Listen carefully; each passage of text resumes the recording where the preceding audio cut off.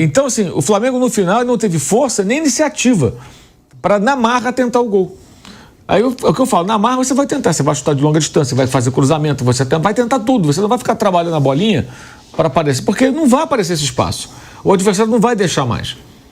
Aí é uma questão de você botar um pouco mais de energia, um pouco mais de... É como dizem lá os nossos irmãos, lá mesmo na Argentina, o time tem que ter huevos, cara. Aliás, esse pessoal não via a Inter de Milão, não? É aquilo que o Acerbi fez no final do jogo. O cara saiu da defesa, foi lá para a área, feito um maluco e fez o gol. Aliás, a história desse cara é um negócio sensacional. O cara já teve câncer, já teve alcoolismo, que ele teve que superar, depressão, jogava... Perdeu o pai, aconteceu tudo com... Duas vezes, né? 2 vezes. E o cara tá jogando até hoje, vai para a segunda final de Liga dos Campeões dele em 3 temporadas. Disputou há 2 anos, vai disputar mais uma. E fez o gol, jogou para burro. Ele que fez o desarme junto com o Di Marco no lance do primeiro gol ali no bote que eles dão no Dani Olmo. Então, assim, cara, aquilo ali é o quê? Você acha que o Acerbi não tá cansado aquela hora? Final do jogo? Né? Os caras tiveram que marcar Lamine Yamal e seus blue caps. Cara, correram pra burro, tiveram trabalho a beça.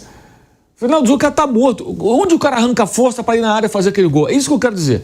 O Dumfries correu pra burro, ele fez assistência para esse gol. Como é que estava a condição física do Dumfries naquela altura? Por mais bem preparado que o atleta seja, naquele estágio o cara tá muito cansado. Mas o cara vai arrancar força porque eu vou ganhar essa porra desse jogo, cara. Eu não vou perder, sabe? Eu não vou entregar os pontos aqui. É um esforço a mais. Sei lá, um maratonista que tá no final ali, o cara não tá cansado. Onde que ele arranca força para chegar nos 42 quilômetros e não sei quantos metros? 150, né? Sei lá. O cara tem que buscar uma energia a mais. Tem que ter uma concentração, né? No final. Não vou parar, não vou terminar, eu vou chegar. O time do Flamengo, ele... sabe? Não deu. Não deu. É isso. E isso, essa energia, essa cobrança tem que vir de fora também, de cima para baixo. Sabe? Porque fica sempre assim, não tem perna. Eu sei que não tem perna. Mas ninguém tem capacidade de superação, de ter um algo mais. O futebol também tem isso, gente. O futebol não é só parte física, técnica e tática. Tem dedicação, concentração, coração, alma, sabe? Essas coisas fazem parte do jogo. A Liga dos Campeões nos mostrou essa semana uma série de facetas naquele jogo. A importância do talento do Lamine Yamal, de um time bem treinado como o da Inter, de um time bem treinado, ofensivo como o Barcelona, mas o risco mortal de você não saber se defender ou de você se arriscar demais, como o Hans Flick faz. O time joga com a linha alta, maluco o tempo todo ali, pô. Mesmo depois que vira o jogo. Então é bonito, é legal, ao mesmo tempo você pode pagar caro e pagou caro. É uma porção de lições ali nesse jogo de futebol. E esse outro aspecto que muitas vezes parece um clichê, mas ele está no contexto. O time do Flamengo não tem isso, Thiago. Não tem esse algo mais. Sabe, essa força a mais. Que eu acho que não é nem só no futebol, é na vida, né? Você conseguir certas coisas que você tem que fazer. Como, sei lá, um trabalhador que acorda cedo, o garoto pobre que tenta passar na faculdade pública, que tem que estudar até de madrugada, porque ele tem que fazer um esforço maior do que o outro para conseguir chegar a algum lugar. Todo mundo passa por isso. Num jogo de futebol é igual, cara. Porra, os caras parecem que não tem, sabe? Não tem, o time não tem alma, o time não tem um algo mais. Antigamente os narradores de rádio chamavam que era o elan. Né? O time tem que ter um elan. O time não tem elan, o time não tem, sabe, ele se conforma.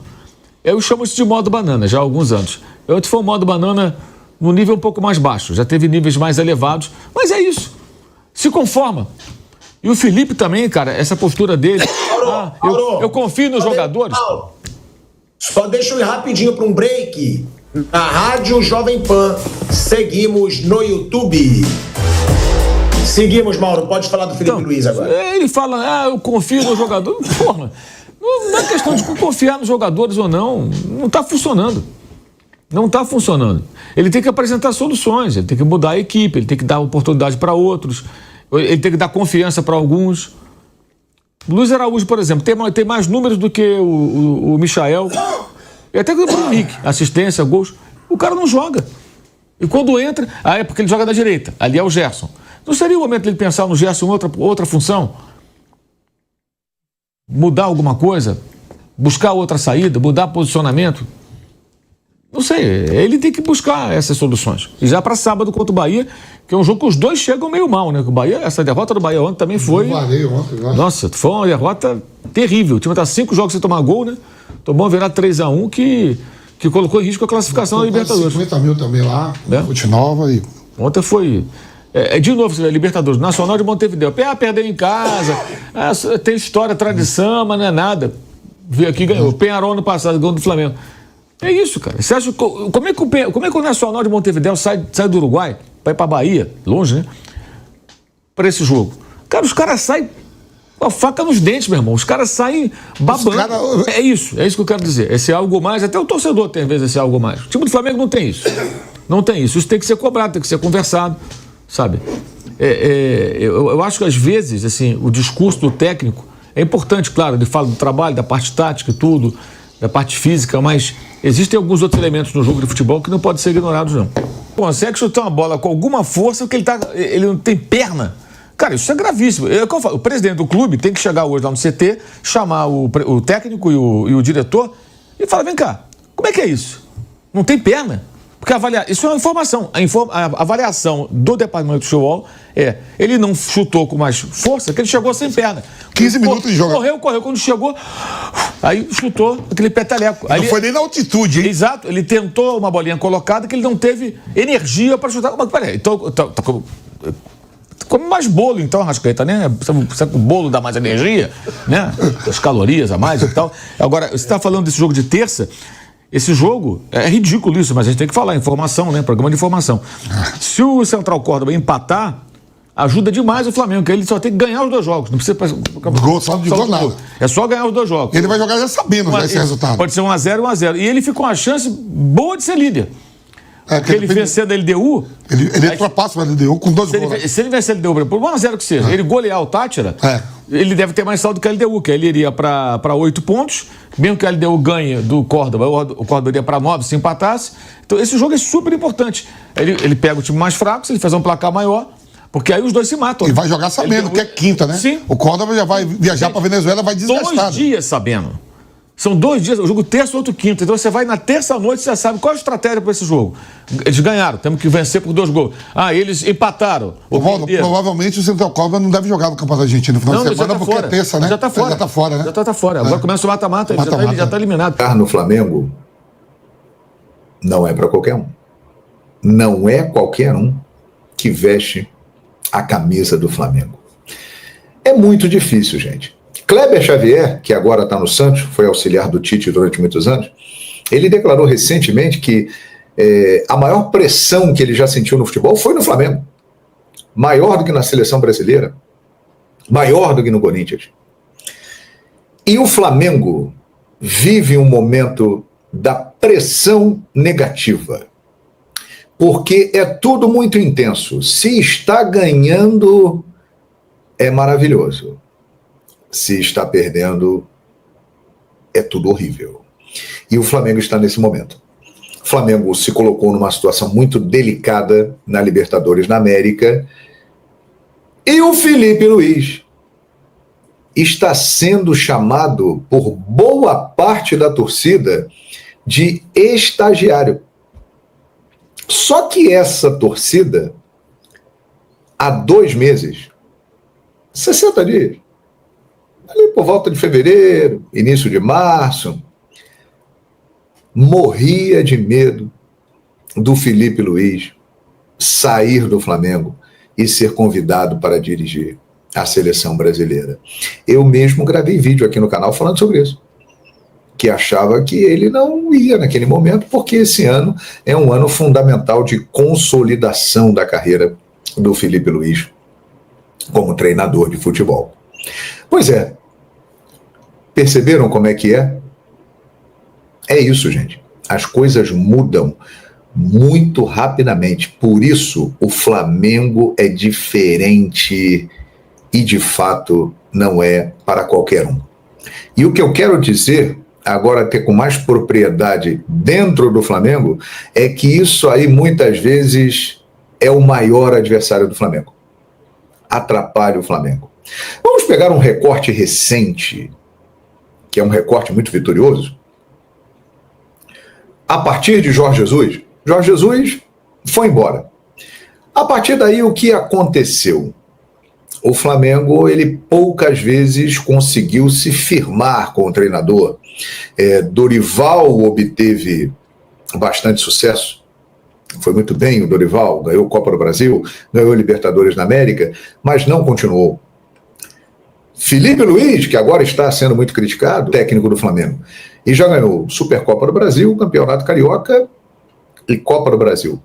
Está numa situação muito delicada na Libertadores da América e no Campeonato Brasileiro é o terceiro colocado a 2 pontos do líder.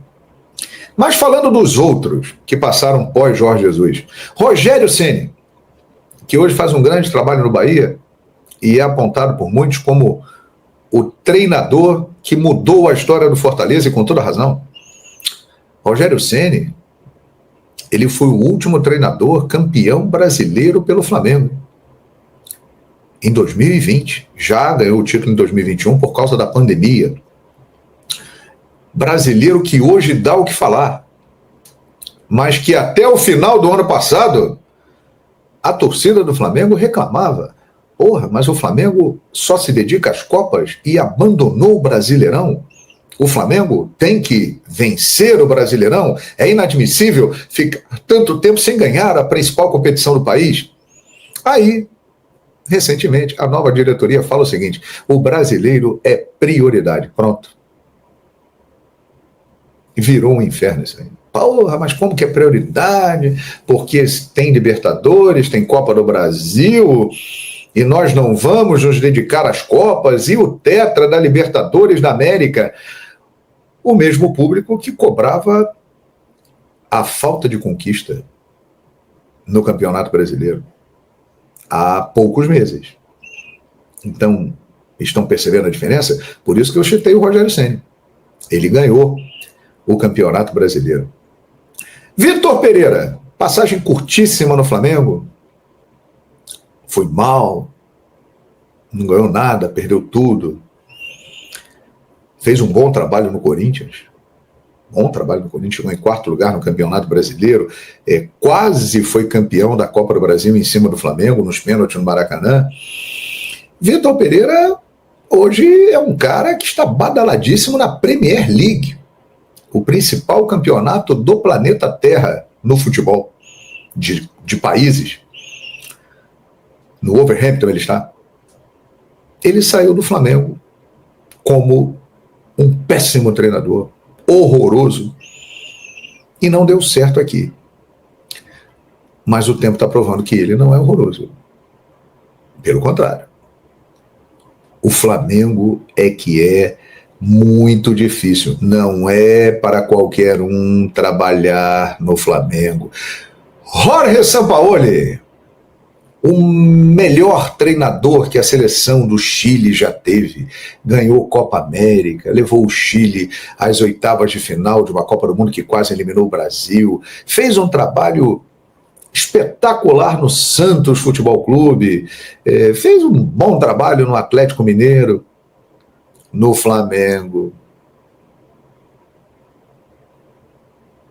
Começou até bem, mas vieram situações, crises, resultados, brigas. Não deu certo. Partiu.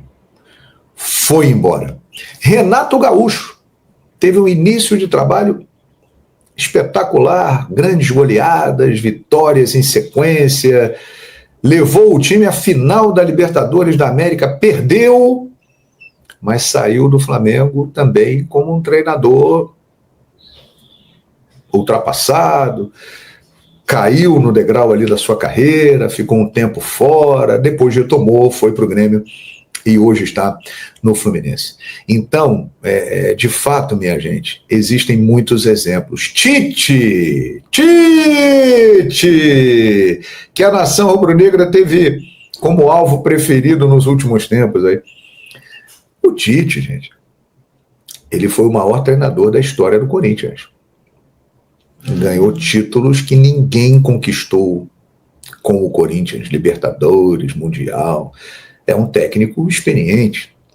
Você pode questionar modelo de jogo do Tite e tal, mas é um treinador experiente, com um currículo vasto, trabalhou na seleção brasileira por 6 anos, dirigiu o Brasil em 2 Copas do Mundo, chegou ao Flamengo. tinha tudo para dar certo, né? Até começou bem, mas deu errado. E todos nós sabemos por quê. A pressão chega num determinado momento que é incontrolável. E aí, mais um que foi sem dar certo no Flamengo. Então, dar certo no Flamengo, realmente você precisa conhecer muito o clube.